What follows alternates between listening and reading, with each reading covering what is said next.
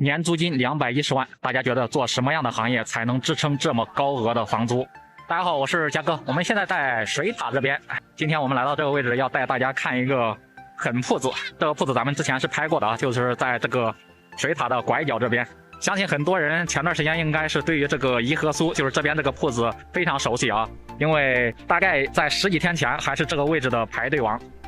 刚开业的前几天啊，天天排长队，从这个门口一直排到前面拐弯那边的水塔的小吃。很多人都说嘛，就是这家颐和苏排队的盛况，完完全全秒杀当初打疫苗，从早排到晚。大晚上的前几天温度特别低，特别冷，还依然是阻挡不了排队的热情。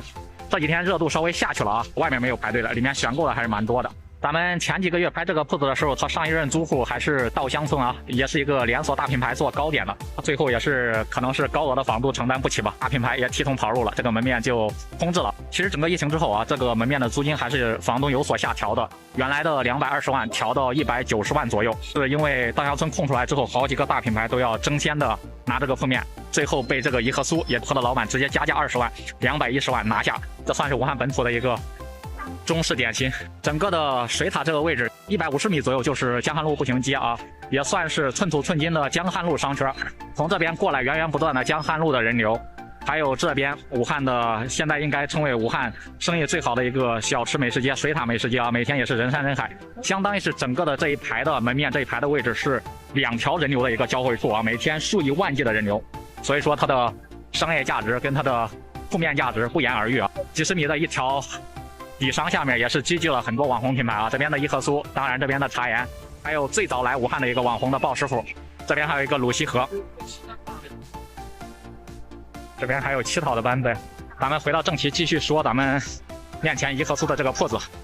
包括茶颜悦色的这个铺子啊。茶颜悦色这个铺子其实是疫情之后空了一段时间，做了森马特卖。他们这一排所有的铺子基本上都是120平方左右，租金基本上都是一样的，在疫情之前都是220万左右，一年就算它200多万啊，一个月的租金大概17万左右啊，一天的租金6000多块钱，他一天要卖出去多少杯才仅仅够他的房租成本？就算对成这样，这个茶颜的老板真的能挣钱吗？因为前段时间整个茶颜的老板跟员工还互怼，厂商那边很多员工的工资一个月只有1800多块钱，然后老板就叫苦水说他们一个月茶颜 A 将近2000多万。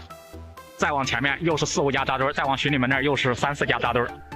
就是这样的一个情况。而且这个颐和苏水塔这个位置的门面还不算武汉最贵的，武汉最贵的门面你们可以去到前面拐弯处江汉路步行街正街，就耐克那个位置，一年的租金300、500万的一大把都是这种。但是即使是租金一年几百万的，依然是租客不，只要这个铺子空下来，基本上1个月之内绝对会有下一任商家。咱们来近距离的看一下这里面。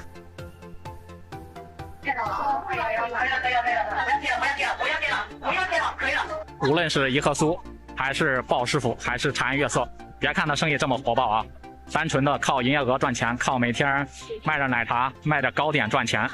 绝对没有可能性的。大品牌的老板绝对都是醉翁之意不在酒。